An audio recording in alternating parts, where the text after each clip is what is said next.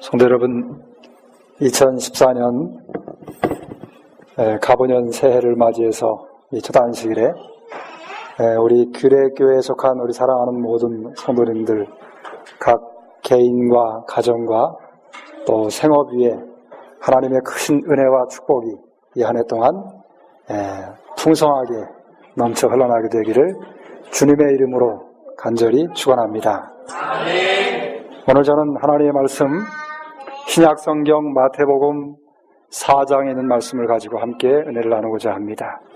마태복음 4장 1절 말씀을 보겠습니다.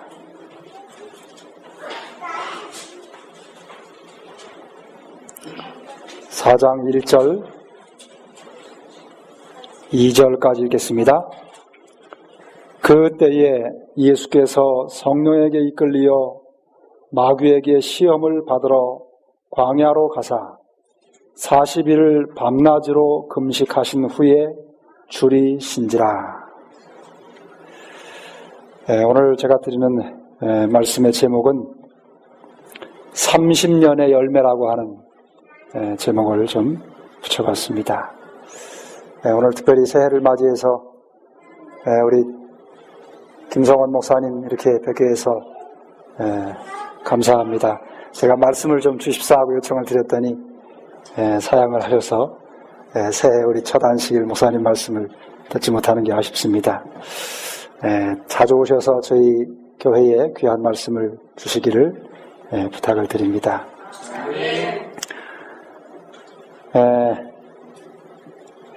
여러분, 돌아보니까 규례교회에 제가 출석을 시작한 지가 이제 2년, 횟수로 3년째가 되는 것 같습니다. 아마 합회에서는 예식 담임으로 이렇게 배정을 해놓았는데, 제가 지나간 2년 동안 예식은 한 번도 안 한 것 같습니다. 아마 의무에 성실치 못했던지 아니면 여러분이 해야 될 의식을 전혀 준비하지 않았던지 둘 중에 하나인 것 같습니다. 올해는 예식 담임의 역할을 잘 감당하게 되기를 바라고 더 충성스럽게 일하고자 합니다. 한 해를 맞이하면서 여러분들 2014년 새해를 맞이하기 전에 아마 나름대로 맞이하는 새해를 어떻게 보내야 되겠다 그런 생각들을 나름대로 하시면서 또 새로운 한 해의 계획을 가지고 그것이 적든 크든 또 많든 작든 그렇게 새로운 한 해를 새롭게 맞이하셨으리라고 생각을 합니다. 저도 2014년 한 해를 맞이하기 전에 이 한 해를 위해서 기도하면서 이 한 해를 어떻게 맞이하고 보낼 것인가를 생각하게 됐습니다. 작년 2013년 10월 초순경에 제 인터넷 메일로 예고되지 않은 한 메일이 날아왔습니다. 어느 한 목사님이 제게 메일을 보내면서 한 작은 책자에 들어갈 원고를 하나 써달라고 요청이 왔습니다. 그 요청을 받고서 제가 조금 주저했습니다. 이 원고를 써야 되나 말아야 되나 하는 생각이 들었는데요. 왜냐하면 제가 그 적은 소책자를 잘 몰라서 그 책자가 어떤 책자인지를 잘 몰라서 생각을 하다가 이렇게 살펴보고 주위 분들한테 여쭤본 후에 그 책자에 대한 이제 이해를 하게 되고 원고를 하나 썼습니다. 원고를 쓰면서 그 원고의 제목이 여러분 그 책이 여러분이 보시는 이 예수 발악이라고 하는 잡지, 신앙 잡지지요. 이 잡지가 알고 보니까 국내에도 있고 또 해외 우리 미주 성도들에게도 가는 잡지더라고요. 이 잡지에 기획 특집으로 새해 1월 달에 예수님과 함께 한 해를 설계한다. 그런 총 주제 아래 제게 원고를 하나 써달라고 하는 요청을 해주셨습니다. 그래서 제가 그 원고를 준비하면서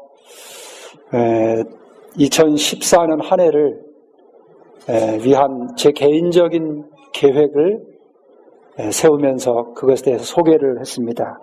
그래서 1월호에 보면 기획 특집으로 다예배 프로젝트로의 초대라고 하는 제목으로 글이 하나 올라가 있는 게 있습니다. 제가 왜 이 서두에 이 말씀을 드리냐면 어느 날 제가 연수원에서 있으면서 혼자 어떤 일을 놓고 생각을 하던 중에 제 마음속에 한 문구가 떠올랐습니다. 그게 뭐냐면 다시 예수님을 배워야 되겠다라고 하는 생각이 들어서 제 머릿속에 떠오른 문구가 다시 예수를 배우고자라고 하는 글귀가 떠올랐어요. 그래서 지나온 신앙생애를 쭉 돌이켜보면서 예수님을 다시 한 번 더 새롭게 더 깊이 자세하게 주님을 알아야 되겠다. 그런 마음의 간절함이 제 마음속에 아주 뜨겁게 이렇게 일어났습니다. 그래서 그러면 어떻게 예수님을 다시 좀 깊이 알 수 있을까 생각을 하다가 제가 이전에 조금씩 부분적으로 하던 방법 중에 하나였는데 복음서에 신학성경에 나오는 사복음서와 또 우리 그 사복음서를 주석한 시대의 소망과 몇몇 연애신 책자들을 놓고 그 다음에 복음서에 관계된 여러 필요한 서적들을 놓고 예수님의 생애를 다 조목조목 분리를 했습니다. 그분이 처음 생애하시던 때부터 십자가에 돌아가시고 부활하시고 승천하실 때까지의 사건들을 다 조목별로 분류를 하면서 그 해당되는 범위들을 따로 이렇게 서적별로 이렇게 정했습니다. 그러면서 날마다 그 한 사건을 날마다 하루에 그 부분을 성경과 필요되는 서적들을 놓고 읽고 그 하루 동안 그 내용을 무슨 일을 하든지 마음속으로 깊이 생각하면서 그 부분을 통해서 예수님이 어떤 분인지 그리고 그 예수님을 통해서 드러나신 하나님이 어떤 분인지를 새롭게 다시 배워야 되겠다. 그런 생각을 가지고 일을 시작을 하게 됐습니다.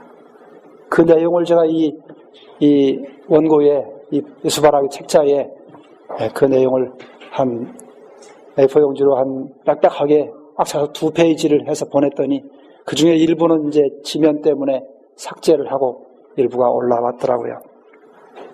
여러분, 제가 왜 이 말씀을 드리냐면 저는 고등학교 1학년 때 우리 교회를 처음 나왔고 교회뿐만 아니라 하나님을 처음 믿게 됐습니다. 돌아보면 벌써 근 30년이 훌쩍 넘은 이제는 거의 40년 가까이 돼가는 그런 시간이 흘렀습니다. 그런데 여전히 제 마음속에 마음 한구석에 아주 간절한 갈망이 있어요. 그게 뭐냐면 예수님이 어떤 분인지를 더 깊이 알고 싶어하는 그 갈망이 여전히 솟구치는 것을 어찌할 수가 없습니다. 그래서 올 한 해를 맞이하기 전에 제가 이 한 해 동안에 그 일을 위해서 그래서 그 제목을 제가 다시 예수를 배우고자라고 하는 그 단어의 앞자를 따서 다예배 프로젝트라고 그렇게 붙였습니다. 다시 예수님을 배워야 되겠다. 그 일을 위해서 제가 작년 한 2달 넘게를 쭉 준비를 했습니다. 그리고 새해를 맞이하면서 그 일을 시작했습니다.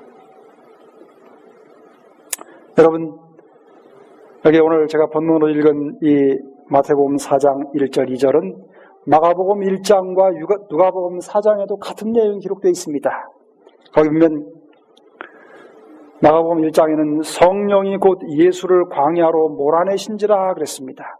누가 4장 1절에는 예수께서 성령의 충만함을 입어 요단강에서 돌아오사 광야에서 40일 동안 성령에게 이끌리시며 그렇게 기록하고 있습니다. 여러분, 오늘 제가 드리는 이 본문의 말씀은 예수님의 공중봉사의 생애 가운데 시작 부분에 있는 사건입니다. 예수님이 요단강에서 침례 요한에게 받으신 후에 곧바로 제일 먼저 하신 일이 뭐냐면 광야로 가셔서 40일 동안 금식하시면서 기도하신 것입니다. 그런데 이 부분에 대하여 성경은 복음서 3권에서 뭐라고 기록하고 있는 거 아니? 성령에게 이끌리어 마귀에게 시험을 받으러 광야로 가셨다. 마태는 그렇게 기록을 하고, 마가는 성령이 곧 예수를 광야로 몰아내셨다. 그렇게 표현합니다. 그 다음에 누가는 성령에게 이끌리셨다. 그렇게 묘사하고 있습니다. 여러분이 이 문구를 보시면서 어떤 생각을 하십니까? 여기 마가가 기록한 것처럼 성령이 예수를 광야로 몰아내셨다. 이 몰아냈다고 하는 것은 내쫓아버렸다. 그런 의미입니다. 원어적으로 볼 때.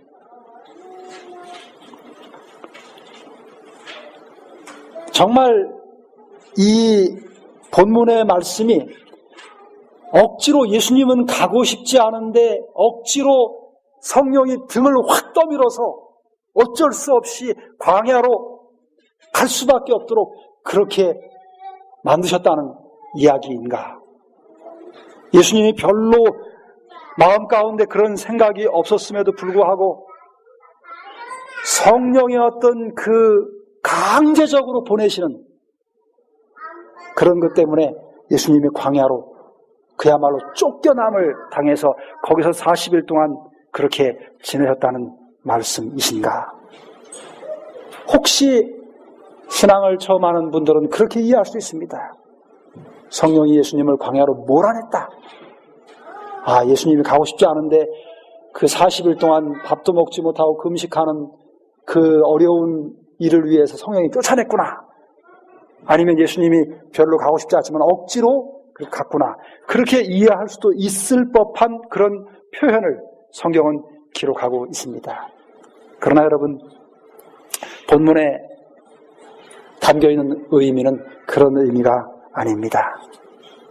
여러분, 여기 이 본문에 대한 시대소망의 주석은 이렇게 주석을 하고 있습니다. 예수께서 시험 받으시기 위하여 광야로 이끌리셨을 때에 그는 하나님의 성령에게 이끌리셨다. 그는 시험을 자취하지 않으셨다. 그는 홀로 계셔서 자기의 사명과 사업을 묵고하시기 위해 광야로 가셨다. 그는 금식과 기도로 그가 걸어가야 할 피 묻은 길을 위하여 자신을 무장할 것이었다. 여러분, 이 본문의 말씀은 강제적으로 자신의 자유의지와는 관계없이 광야로 쫓겨냄을 당하거나 등 떠밀려 나간 그런 의미가 아니라고 하는 것입니다. 오히려 그것과는 반대로 예수님은 이제 시작되는 3년 반 동안의 공중봉사의 생애를 위해서 그 사업을 시작하는 그 출발점에서 주님은 그 3년 반 동안에 쉽지 않은 그 길을 하나님의 뜻을 그대로 이루는 그런 삶을 위해서 조용한 장소를 찾아가신 것입니다. 거기서 당신이 걸어가야 될 그 아무도 이해할 수 없고 아무도 자신에게 힘이 되어줄 수 없는 그 여기 표현한 대로 피 묻은 그 십자가의 길을 가기 위해서 당신 자신을 준비시키기 위하여 이 광야로 가셨다고 하는 사실입니다. 그런데 여러분, 저는 이 짧은 문구를 보면서 여러 생각을 하게 됐습니다. 여러분, 이 문구 가운데 등장하는 분이 누구냐면 성령이십니다. 그리고 예수님이 거기 등장합니다. 성령에 이끌려서 예수님이 시험을 받으러 광야로 가셨다. 그렇게 기록을 하고 있습니다. 여러분, 제가 왜 제목을 30년 생의 열매라고 하는 제목을 붙였냐면 예수님의 생애를 살펴보면은 예수님의 생애에서 한순간도 빠지지 않고 그 주님과 함께 계셨던 분이 계십니다. 그가 누구시냐면 성령이십니다. 예수님이 탄생하실 때 마태복음에 보면은 성령으로 잉태됐다고 표현합니다. 예수님이 이 땅에서 유일하게 여자의 후손이 될 수 있는 이유가 있다면 그것은 주님은 남자를 통해서 잉태된 것이 아니라 성령을 통해서 잉태되셨기 때문에 그렇습니다. 그리고 예수님이 침례를 받으실 때 침례를 받고 물에서 올라오실 때에 하나님의 성령이 비둘기처럼 예수님의 머리 위에 내렸다. 그것을 임하심을 보았다고 성경은 기록을 하고 있습니다. 그리고 여기 광야로 가셔서 40일 동안 당신이 걸어가야 될 그 피 묻은 길을 위해서 당신 자신을 준비시키고 그 사명을 완수하기 위해서 혼자 그 일을 위해서 준비하는 광야로 가셔서 계시는 동안에 성령께서 주님과 함께 계셨습니다. 그리고 3년 반 동안의 삶을 공중봉사의 생애를 사시는 동안에 여기 사도행전 10장 38절에는 하나님이 나사렛 예수에게 성령과 능력을 기름 붓듯 하셨음에 저가 도로 다니시며 착한 일을 행하시고 마귀에게 눌린 모든 자를 고치셨으니 이는 하나님이 함께 하셨다. 그렇게 기록하고 있습니다. 주님은 봉사의 생애 내내 그분은 성령께서 당신이 해야 될 그 일들을 말씀하실 때마다 그 때가 이르렀을 때마다 그 말씀대로 그대로 순종했던 것을 알 수 있습니다. 그래서 요한복음 2장에 보면 예수님이 공중봉사의 생애 가운데 최초의 이적을 행하신 가나의 혼인잔치에서의 물로 포도즙을 만들 때 어머니인 마리아가 예수님께 와서 포도즙이 다 떨어졌다 그럴 때 예수님이 뭐라고 말씀하시냐면 여자여 나와 무슨 상관이 있습니까? 내 때가 아직 이르지 못했습니다. 그렇게 말씀하셨습니다. 성령께서 그 때마다 주님께 말씀하셨습니다. 그럴 때마다 그 성령의 음성을 듣고 주님은 하나님의 뜻을 그대로 이루셨던 것입니다.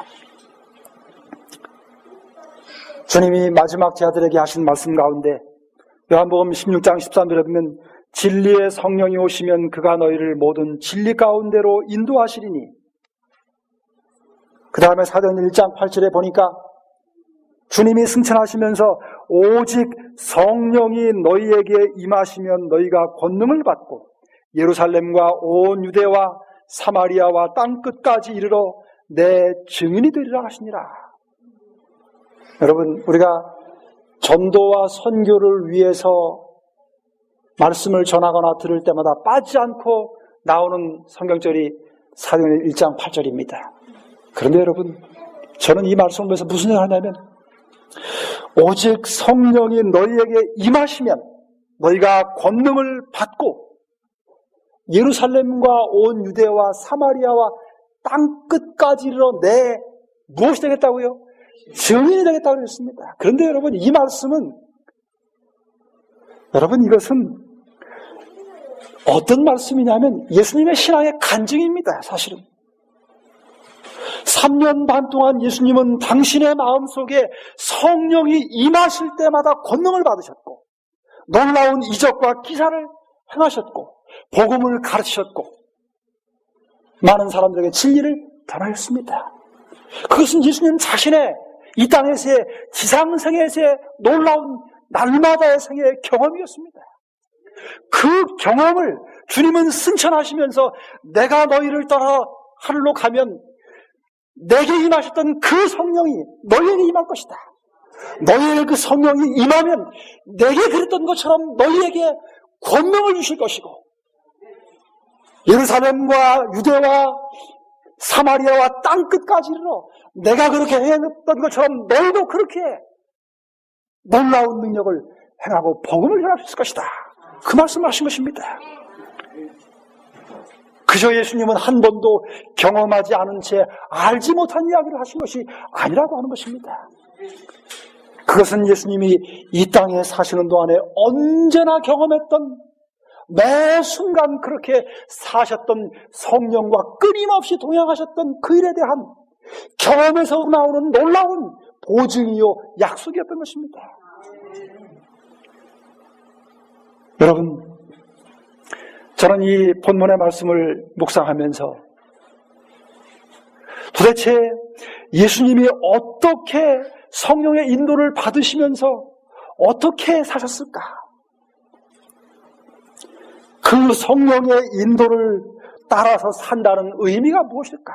성령이 예수를 광야로 몰아내셨다고 했을 때 그 말은 예수님이 언제나 성령의 세미하게 말씀하시는 음성에 대단히 영적으로 깨어 있었고 경성에 있었다고 하는 사실을 가르쳐줬습니다.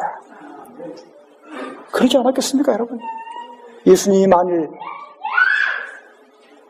지상생의 공중봉사의 생애를 시작하기 전 30년 동안 성령의 음성을 한 번도 듣지 못하고 성령의 음성에 귀를 기울이지 아니하고 성령의 세미한 음성을 듣고 그 말씀에 순종하는 경험이 없거나 별로 없었다면 어떻게 어느 날 갑자기 침례를 받고 나서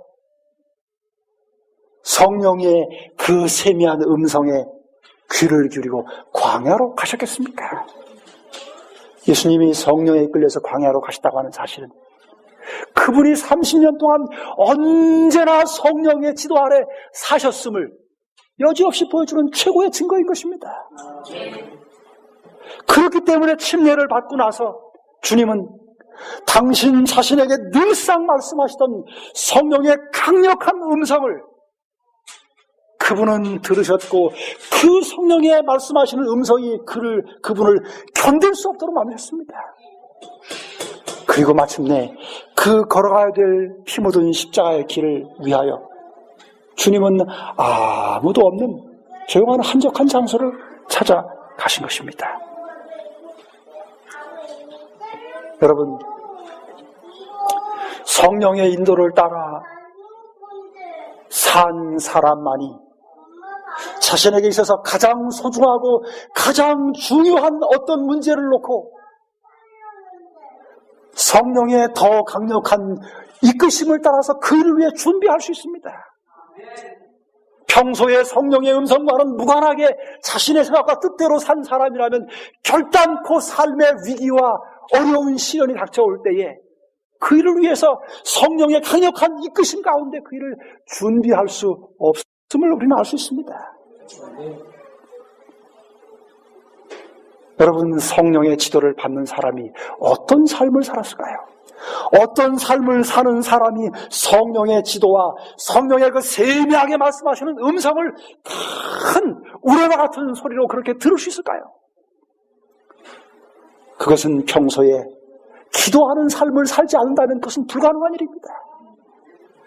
날마다 하루를 시작하면서 하루를 마치면서 하루의 일과를 보내면서 시시때때로 마음으로 또는 때로는 조용한 한적한 장소에서 무릎을 꿇고 하나님의 음성을 들으며 하나님의 뜻이 무엇인지를 간구하고 하나님 앞에 간절히 기도하는 삶을 살지 않는 한 성령의 음성을 듣는 것은 불가능한 일입니다. 성령께서 예수를 광야로 몰아내셨다. 예수께서 성령에게 이끌려 광야로 가셨다. 그 말씀 속에 담겨있는 중요한 의미는 주님이 침례를 받고 광야로 가시기 전까지 지상생의 근 30년이라는 세월 동안에 그분은 늘 끊임없는 기도의 삶을 사셨다고 하는 의미가 그 말씀 속에 담겨있는 것입니다. 예수님의 33년 반 지상생애 가운데에 성경에 기록된 대부분의 기록은 3년 반에 국한되어 있습니다. 나머지 그 10배나 되는 30년에 관한 기록은 극히 적은 몇 절밖에 없습니다. 비록 하나님의 말씀으로 드러나지 않았지만 사람들에게 알려지지 않은 그 수많은 긴 결코 짧지 않은 30년이라고 하는 세월 동안에 주님은 한결같이 기도하는 삶을 사셨습니다. 그러기에 그 길을 위하여 준비할 수 있었습니다. 여러분이요, 성령의 이끌림을 받고 기도하는 삶을 사는 사람의 모습이 어떤지를 상상할 수 있겠지요. 주님이 어떻게 하셨을까를 마음으로 생각하면서 제 마음속에 들어오는 한 생각이 있었습니다. 여기 이 본문 가운데 40일을 밤낮으로 금식하셨다고 그랬습니다. 사람이 한두 끼 밥을 굶는 것은 누구든지 할 수 있는 일입니다. 그러나 여러분, 여기 본문은 40일을 금식하셨다고 그랬어요.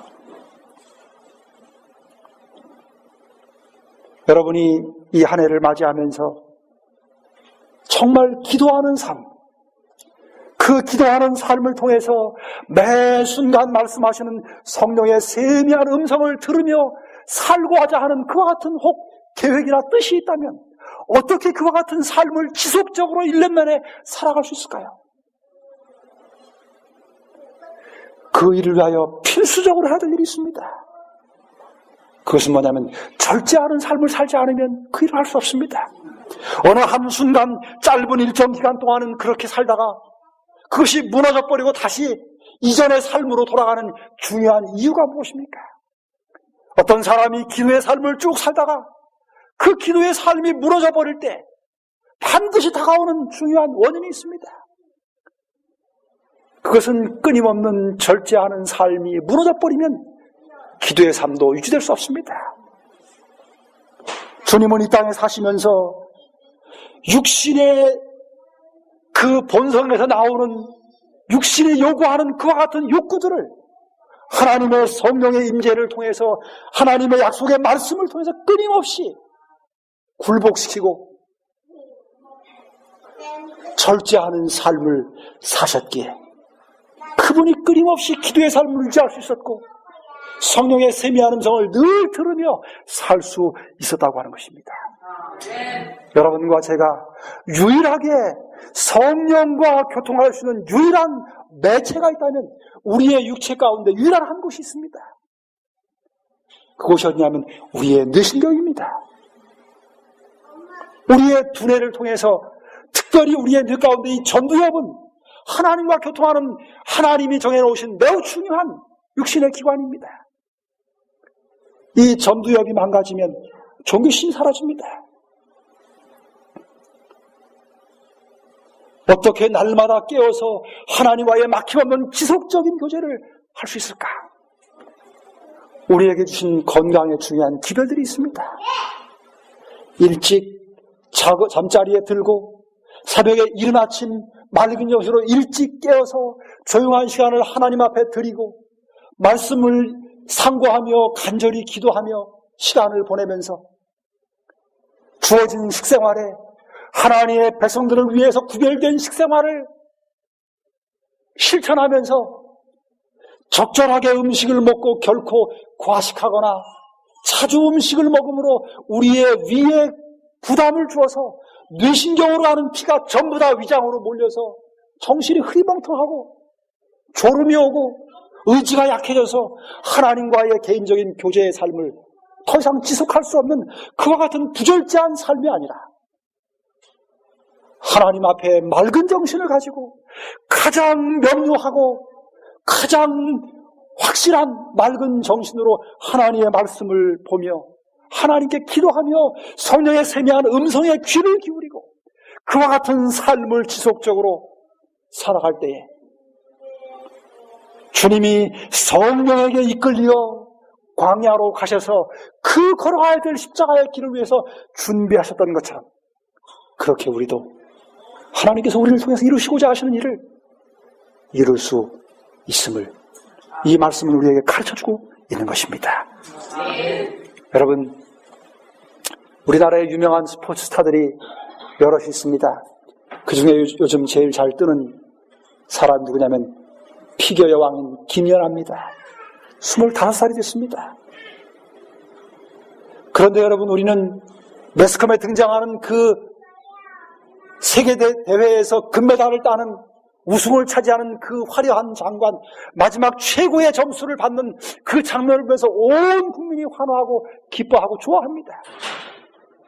그러나 여러분, 우리가 기억해야 될 것은 그 한 선수가 세계에서 가장 최고로 그 분야에서 최고의 권위자가 되고 우승자가 되기 위하여 그 뒤에 감추어진 수많은 세월의 노력과 땀과 눈물과 그 고된 훈련이 있음을 많은 사람은 생각하지 않습니다. 그것이 있었기에 그 영광을, 우승을 차지하게 된 영광을 누리게 되는 것입니다. 저는 오늘 이 본문의 말씀을 보면서 예수께서 성령에게 이끌리어 마귀에게 시험받으러 광야로 가셨다라고 하는 말씀을 보면서 주님이 마지막 당신에게 주어진 그 위대한 인류를 구속하는 그 사명을 시작하는 그 시작점에 성령에게 이끌려서 광야로 가시기 위하여, 그렇게 성령의 인도 가운데에 그 광야로 가시기 위하여 숨겨져 있던 30년에 드러나지 않은 세월이 있었음을 발견하게 됐습니다.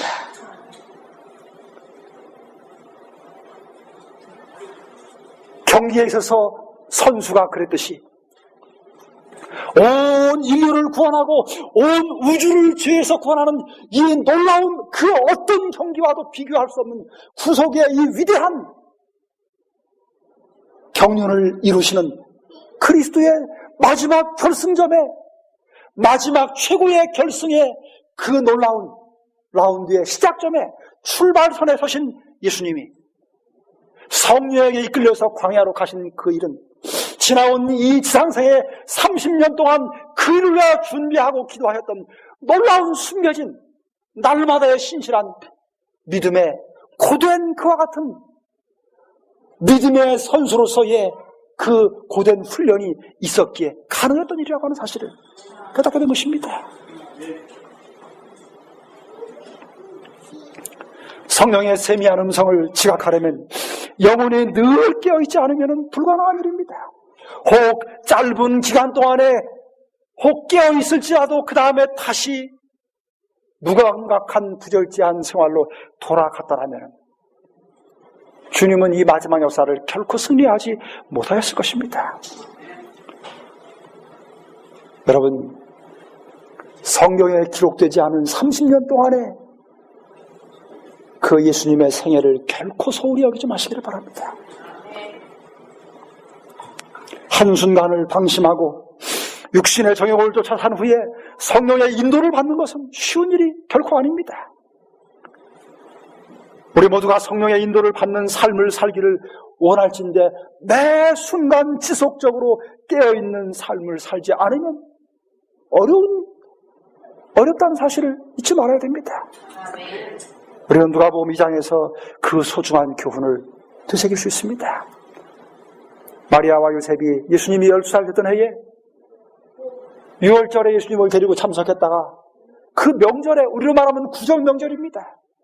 그 명절에 오랜만에 만나는 이웃들, 친척들, 흩어있던 사람들을 만나서 즐거운 마음에 집으로 돌아가는 길에 예수님을 하루 동안에 떼어놓고 잊어버렸습니다. 그리고 저녁이 돼서 예수님이 곁에 있지 않은 것을 깨달은 뒤에 마리아와 요셉이 3일 동안을 예수님이 처음 탄생했을 때에 예수님을 죽이기 위해서 헤롯이 어떤 일을 했는지를 기억하면서 3일 동안 얼마나 마음을 졸이며 고통하며 괴로운 날들을 보냈는지, 그 3일을 보낸 뒤에 비로소 예수님을 다시 찾았던 그 사건을 통해서 여러분, 우리가 한순간 주님을 잃어버리고 성령의 세미한 음성과 이 음성을 듣는 일을 거절한 채 자신의 육신의 성향을 따라서 산 후에 다시 주님을 만나기 위해서, 성령의 음성을 듣기 위해서 치러야 될 마음의 고통과 고민과 괴로움이 있음을 잊지 마시고 매 순간 끊임없이 깨어서 기도하는 삶을 살기를 바라는 마음이 간절한 것입니다. 여러분, 예수님이 광야에서 40일 동안을 보내시면서 어떤 시간을 보냈을까? 여러분이요, 이제 돌아가셔서 새해 첫 주를 맞이하면서 제가 숙제를 하나 드리고자 합니다. 40일 동안 예수님이 광야에서 금식하시면서 홀로 보내셨던 그 시간을 묵상하십시오. 일주일 내내 생각해 보십시오.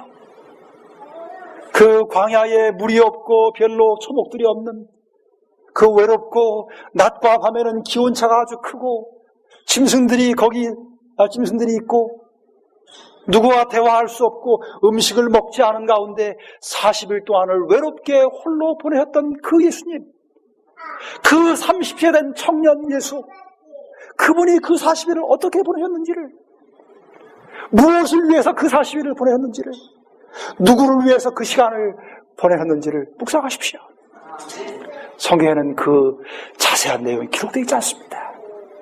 그러나 여러분이요, 그 40일 동안이 예수님이 어떤 분인지를 우리에게 개인적으로 알게 해주는 매우 중요한 사실입니다. 정로이란 가운데는 보라, 광야의 예수, 겟세마네 동산에서의 예수, 십자가상의 예수를 보라고 정로이는 기록하고 있습니다. 2014년 한 해를 맞이하면서 성도 여러분들이시여, 우리가 생각하고 계획하고 우리의 마음과 우리의 정력을 기울여서 해야 될 수많은 일들이 우리에게 있습니다. 그러나 그 중에 가장 중요하고 가장 먼저 해야 되고 가장 우선적으로 해야 될, 결코 소홀히 하지 말아야 될 한 가지를 여러분에게 말씀드리고자 합니다. 그것은 여러분 자신과 우리 모두를 위하여, 우리를 구원하시기 위해서 십자가에서 당신의 생명을 버리신 예수 그리스도께서 이 땅에서 어떤 삶을 사셨는지를, 그분의 삶이 무엇을 의미하는지를 개인적으로 깊이 묵상하시고 명상하시게 되기를 간절히 바랍니다. 그리고 여러분의 시선이 마침내 당신의 생명을 버리신 예수 그리스도께서 심장이 터져 돌아가신 그분이 달리신 십자가로 여러분의 시선이 향하게 되기를 간절히 바랍니다. 그 십자가에서 개인적으로 주님을 다시 만나는, 그래서 그분이 어떤 분인지를 더 깊이 경험적으로 아시는 2014년 한 해를 보내시게 되기를 간절히 바라는 것입니다. 여러분, 저는 시간을 줄이면서 제가 이제 3년째 규례교회 예식 담임을 맡았습니다. 돌아보면 제가 별로 한 일이 없습니다. 올해는 좀 더 새로운 마음을 가지고 이 한 해를 맞이했습니다. 제가 헤아려 보니까 올해 한 절반 정도는 여러분과 함께 안식 예배를 들을 수 있을 것 같습니다.